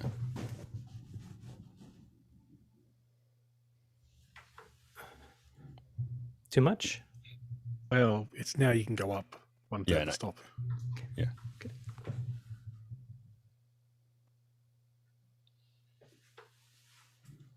Yeah. No, it looks good. Yeah, the balance on your face. Now, as far as you competing with the background as far as brightness, you can just look at yourself in black and white. So make your image black and white when you set up, and that kind of it switches off your brain as far as skin tone versus other colors. And you can just say, okay, that part is actually brighter than me. We can actually see it in the scopes. So on the scopes, we can see on the right-hand side of the scopes, see a big punch mountain compared to your face. Yeah. So the scopes is the best way of doing it. But if you don't have scopes, just go black and white and look for the brightest part of the image. And you want to tone that down. You want to make sure pretty much your forehead is going to be the brightest part of the image. Yeah, the thing I fight with, the Sony loves the low light, and I tried doing the. Right now, I'm at about an ISO 500. I tried doing the second, the 1250 second ISO, and that helped with bringing the background out. But as far as skin tones, it seems like it likes the low light. So, what power are your lights on at the moment? So, are they at maximum power? The lights that are lighting your face? They're almost off. Okay, so I would go to low, ISO 100. I would go to ISO 100. That'll fix your backlights, and then just turn the power up on the lights that are on you. So that's a quick way. That's a quick fix, but definitely put that diffuser in there so you can balance your left and right rear lights there. So balance those two out. I think I tried getting ISO 100, and I think my problem was when I keep a low light, I get more natural diffusion. And whenever I actually cranked it down to 200, it was more dependent. I needed my lights look more sourcey when I cranked them up, and then I lowered my ISO. That's because you're getting room light. You're getting room. You got light bouncing around your room, softening up. There's a few ways that you can take one of those lights. If you've got a white wall or just a white reflector that you can open up, like a 40-inch circular reflector that folds down, just point your light at a reflector rather than directly at you. So you can actually make like a bounce light, but just use a nice bright white reflector on the wall rather than bringing the color of the room in. But you will have to weigh that back and forth. That'll be the tricky part. But it's great looking frame. That's the thing too. It's like too much light, and then I get dazzled for the different sides. Different cameras have different sweet spots for ISO. I don't know what. Kind of. Carl. Kind of. Okay. For any photography cameras, so still cameras, ISO 100 is going to be it. It does have the dual ISO in those cameras, but when you go up to the second ISO, you're actually losing dynamic range, and your color's getting a bit squashed as well. It does work, but au contraire, I need to contradict you there, Carl. The base ISO is not always 100 because some cameras have an extended range, and they actually do an artificial lowest ISO. So that's video cameras. So photography cameras, no, base ISO is they're going to be there. Stills cameras. Nearly all still cameras. Stills cameras. Or base 64 for a Nikon anyway. Do I need to plug in my Pentax K01? Ding, ding, ding, ding. Round two. Pentax a little bit different because they create their own. So it's a good frame. It's a good frame. We've that's great. We'll jump to Guy. Guy always looks good. I like the little camera in the back, just looking at you. Let's see here. Cyclops. I'd probably try to get just a touch less headroom, just a little less, just ever so slightly. That's right there. It might be because I'm kind of slouching, but let me sit up. Yeah, when you sit up, it's fine. Yeah. Okay. And then I don't have it. Can you tell us what you're using? Yeah, behind the scenes, using my handy pop socket. Thank you, John Idelson, for sending this, so I can swap and put myself, so in the front, there's a ring light, then there's a nanlight panel light, then there's a fill light over here that's a Luma, which one is that? I can't remember the name of it. Luma something. Mm-hmm. And then I got a little backlight, edge light behind me that is just out of frame. And the camera that I'm using is the Zcam E2 with a 16 millimeter Miccheck lens. And at the shop, I have my 6K, but for home, this was just something that was laying around the shop, so I scored on it. Yeah, and then on the back round light, it's a mixed panel 150 that's right there. Yep. And then you can kind of see my hair light up there, which is a little aperture light MC. That's great. Yeah, it looks great. Yeah, go ahead, Noah. You were going to say something. The only thing is the camera at eye level, or is it slightly above your eye level? It's directly, slight, like maybe 2 inches above eye level. One guy, 2 inches. No, I'm just kidding. No, that's great. Yeah, it's this chair that I sit on. It's called a buoy chair, and depending on how I push the up and down will determine that. So I gotta get that height right. Sometimes the kids come and sit on it, so I gotta get it back to me. But yeah, I think it's right about where I sit. Yeah. And then I'm using vMix as well, so I can readjust like this frame if I wanted to. Let me see if I could show you guys this. So I can swap to, see, input 10 might go to infinity here, but let's see, so you guys can see this mess. But let's go here. Now I can position, because it is so wide. I do have the option, if you said, you know, zoom out, I have a little bit. Well, why is that working right? That's that camera. That's weird that it's, yeah, but you get the idea. So I can center and frame myself up further inside of vMix. That's great. Looks great. Absolutely. Yeah, the editor's hunch, I empathize, because you end up looking like a vulture. So yeah, once you set up, your energy got better, your presentation, and also your headroom. Go ahead, Stuart. We're gonna jump to Stuart. Oop, go ahead.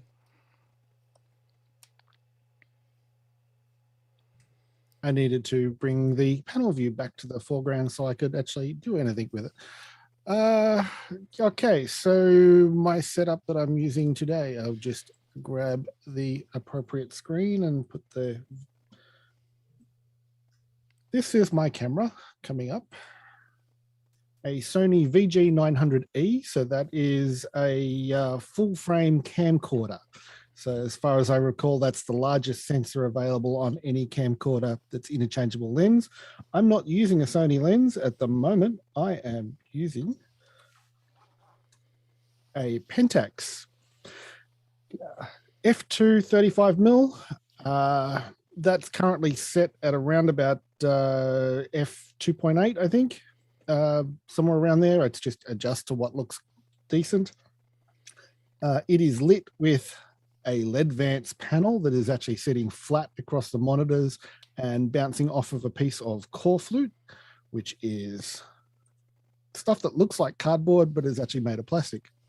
And the key lights that are behind me are downlights with Osram globes, and they're LED, and everything's daylight, but everything is going to be changing hopefully on Friday when this darling arrives.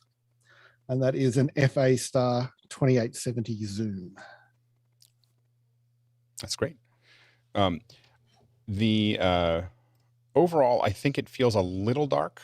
You know, I think it's just like, it feels like a little bright on the top on your head, and then it kind of falls off in the middle of your face just a little bit. I haven't scrimmed the lights, but instead of having the main light sitting vertical and actually lighting me directly, it's bounced off the core flute at the moment, and I just haven't balanced these two lights to match.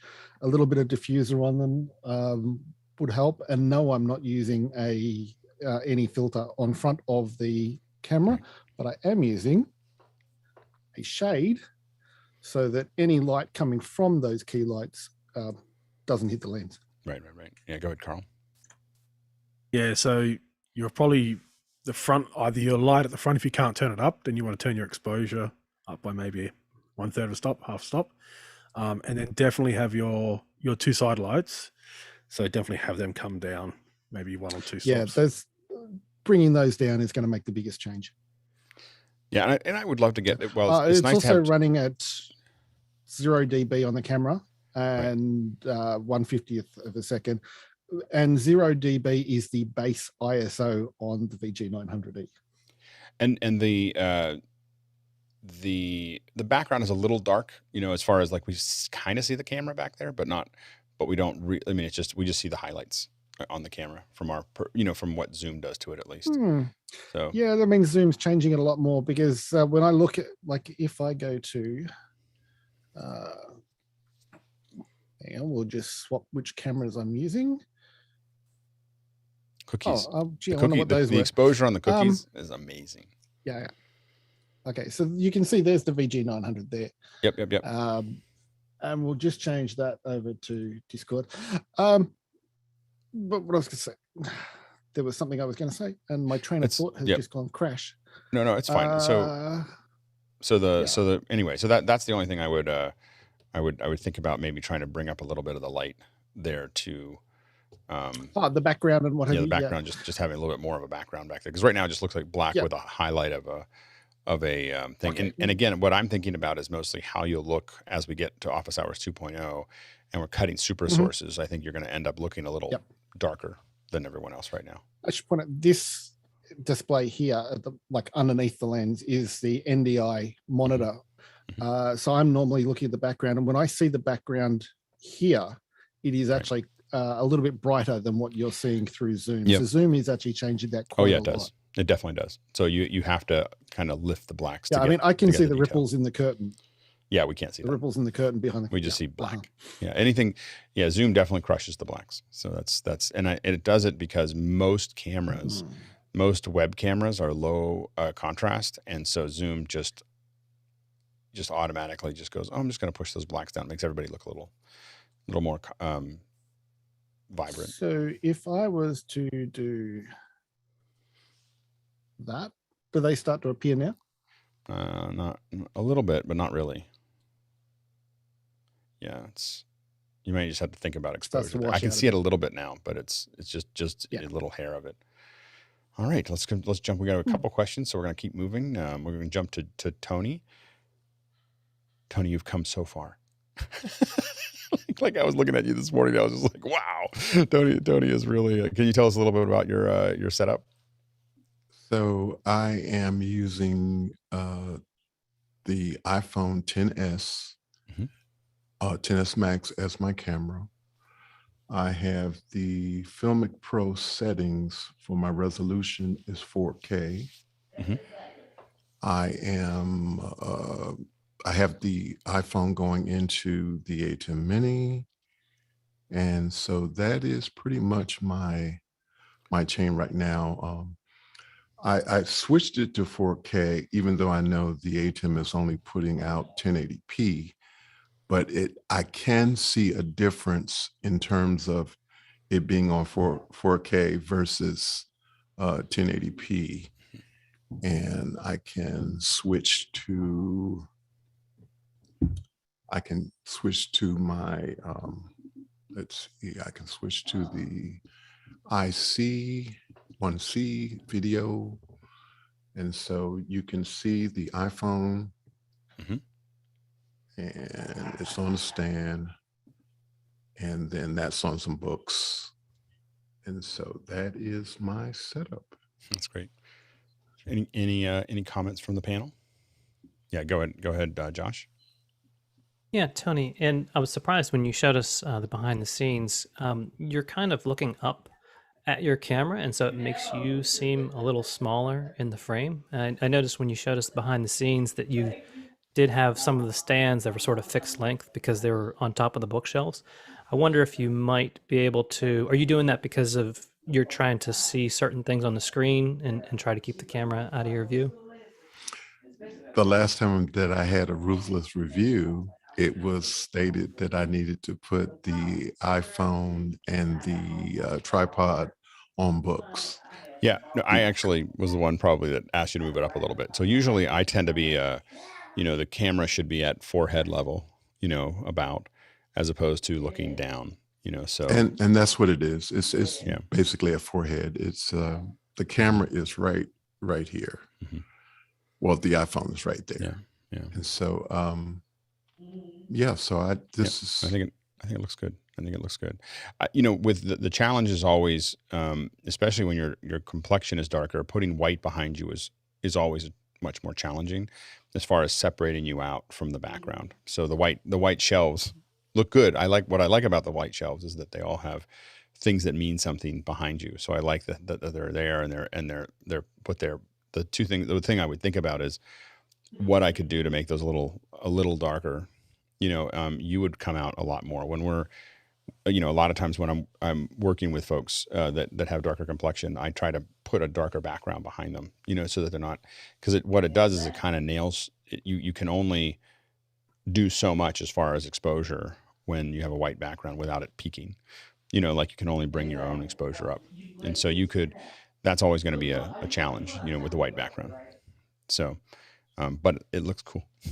And then the other thing, as far as shirts, I know that you mostly wear checks. I usually try to stay away from things that have a lot of pattern on them. It's working fine for you.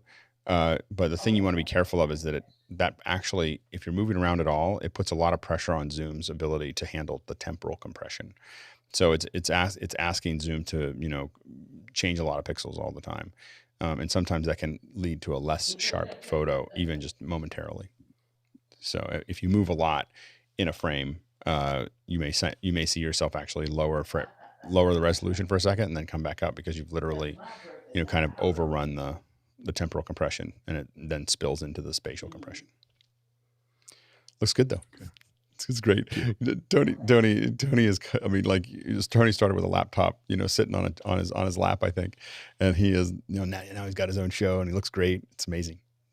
I'm always excited to see you here for this. So it's great. Noah, tell us what you got there. All right. Yeah. So I am running, I guess I could start with the camera itself and the lens. So I have a Sony FS5, which has a 20mm 2.8 lens.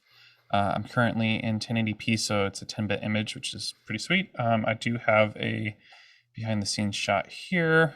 I do have a 12-inch teleprompter from Prompter People, which I will be getting rid of and going to the 24. Kind of to Alex's point earlier, I don't like the 12 that much. And I want to see everybody else a little bit better when I'm looking in the prompter, which is what I do most of the time. Out of the Sony, I'm going into a Atomos Shogun Inferno. I have a very, very light LUT that's being applied. And then that's going out into an ATEM Mini Pro. Things I'm going to add, some background lights to add a little bit of color at some point. Probably a hair light or backlight. And I might even switch the lens so I can go a little bit shallower depth of field, but we'll see once I balance it all out. But does that cover it, hopefully? Yeah, absolutely.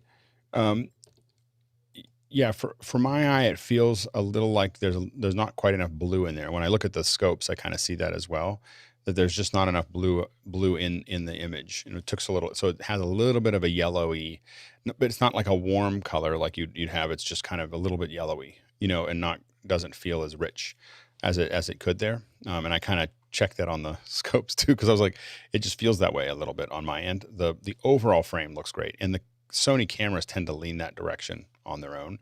And one of the things that, oh, by the way, next Friday we'll have Charles on to talk about color building LUTs, you know, for in Resolve, from our cameras. So Charles we finally got Charles. He has got not enough of a break, but one of the things that that we use, I'm just trying to find it. I don't know where I put it. Well, using either the X-Rite, you know, like a little X-Rite pocket. So basically you can do a lot where you can just throw that up there and kind of get it to a center part and then create a color. But the Sonys tend to run green, you know, like those Sonys tend to run a little green. And so, so it feels like a little bit of blue there. I love the frame, and the soft bokeh works. The soft lighting works. I think it might be able to afford to have just a touch more exposure, but not much. So you're pretty well exposed there. And then again, as I would say, if we look at the blue record here in the histogram, and if we look at it in the RGB parade, you can see how the levels there. The blue record is a little low from the other two, and some of that's color in the scene. But I think if you bring that up just a little bit, it probably look better. The overall frame though is great, you know. So I think that would be the only thing. Go ahead, Sky.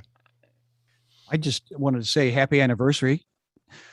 Your image behind you, I'm always looking around behind and seeing what's going on back there. But also, I also agree with that. It feels a little yellowish, and that's a struggle for me too. Yeah.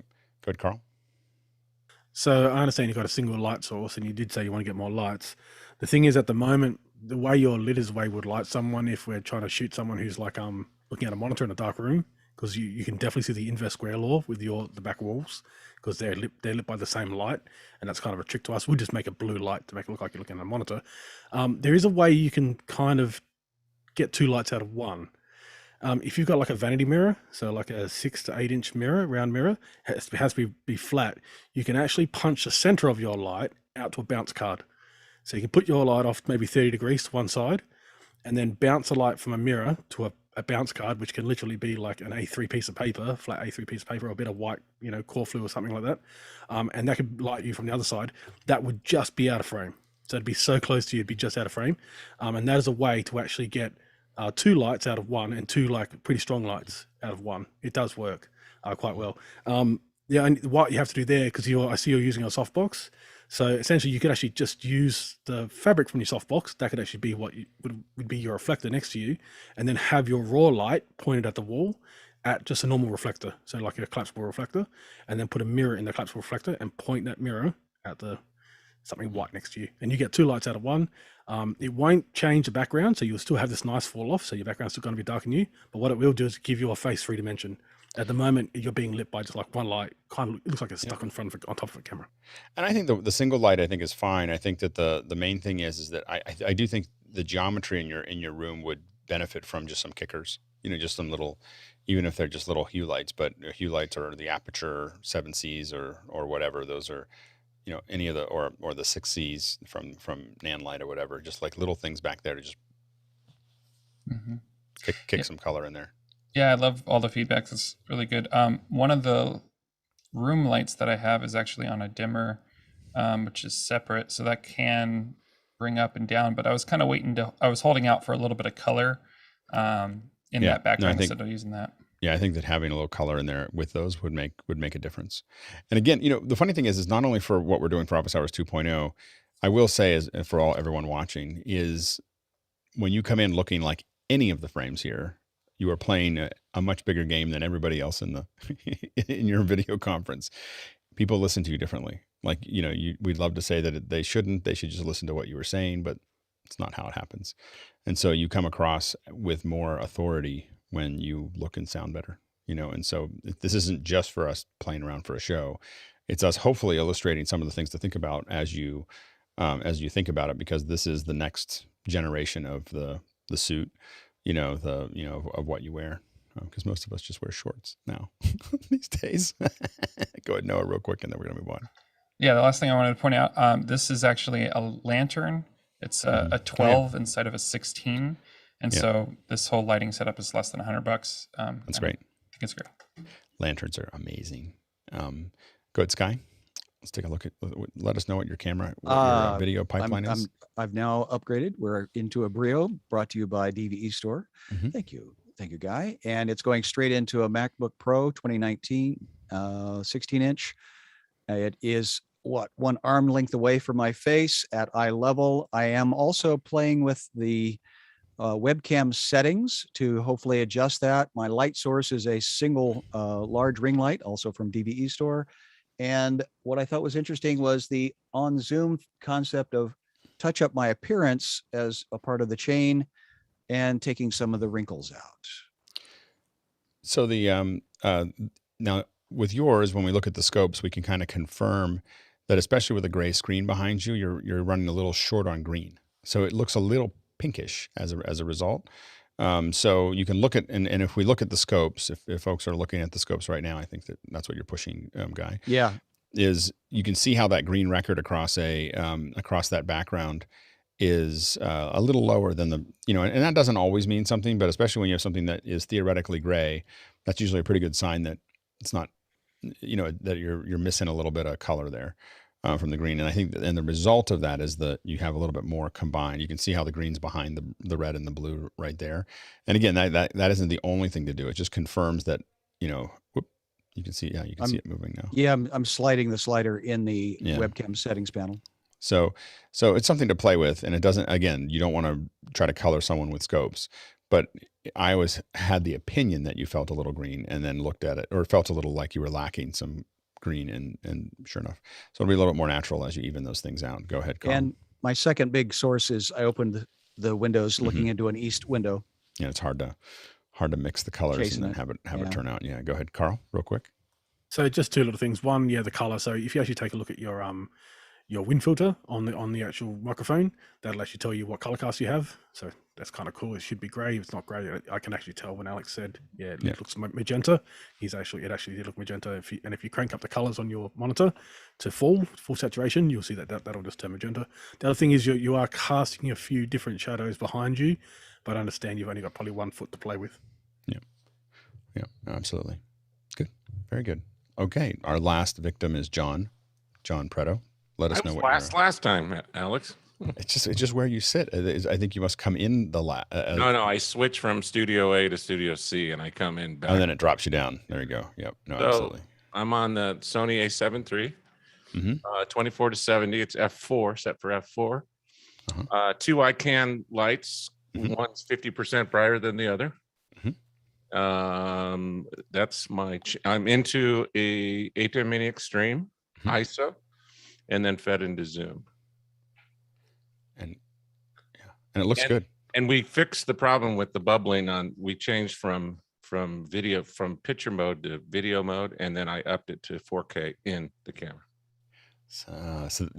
When people were listening, we were noticing that there was some sizzling going on that mic, where we were just trying to figure out, what that was. I think overall it looks good. I think you're looking down a little bit from us. That's a challenge for you, is to be looking under the camera. Yeah, my camera needs to come down. The bokeh looks great. I love having just some stuff in the background. I don't find the TV thing to be distracting because it's so out of focus. So it's just kind of a cool moving thing. I would, as we move forward, I'd love to find a way to have us all not use over the ear. I don't know if that's something that's just uncomfortable for you or not, or that you really are connected to. But as we're trying to we're going to keep the mics where they are, so it's still kind of radio-ish, but we're trying to get in-ear or even open speaker if you have the right setup for that, but preferably in-ear monitors. Have you thought about that? I bought the audio implement. They sent me the package out because I can never find any ones off the shelf that fit inside my ear. Right. No, absolutely. But that's really my only critique. I think otherwise it looks great. Thanks. It's a good frame. Yeah, no, absolutely. We're going to jump to a couple of the questions before we. That was great work by everybody here. It's always fascinating to see, and it is. I gotta say, I think it's worth it just because when you listen to the show, it's just very listenable, and when you look at the show, it's just like, wow, this is like no Zoom that you ever get to see anywhere else, and so just really great work on the panelists' side. We're going to jump to a couple of the questions here. So for the panelists, go ahead and raise your hand if you have any of the answers there. James Brooks asks, do you think you will get to a point in Office Hours 2.0 where you will require a bit of show makeup for the panelists? Probably not anytime soon. I was looking for my makeup. What I use, and this is really hard to get now, so I don't use it on every morning because I don't want to put it on every morning, but this is it's called Mattify. It's Mac. So when I'm on a real show, this is a real show, and I may use it when we start going to Office Hours 2.0 because this little shiny part will bother me. So as we start having more viewers, I may start using this more. But this is called Mattify by Mac. So it's not powdery. It's not a color. It's not anything else. It's like a gel. And if you look at my forehead, I'll show you what that looks like real quick. So if I and we've used this by the bushel, but if you look at my forehead right now, and then I go like this, you'll notice that all that shine just disappeared. Yeah. There's the secret to the operation. So anyway, that's called Mattify, and we use it for interviews all the time. So anyway, that's is there any chemical issues with that? I mean, have you put not that I know somebody of. and they broke out in hives? Or we've never seen anybody have trouble with it. It is microbeads, in a gel. So maybe there's something. I will say it's why I don't use it every single day. Is that I think about it, and when we do it, we do in interviews, and we just do it. And so I've never seen anybody like, how do they react when they've had it over and over and over again for years?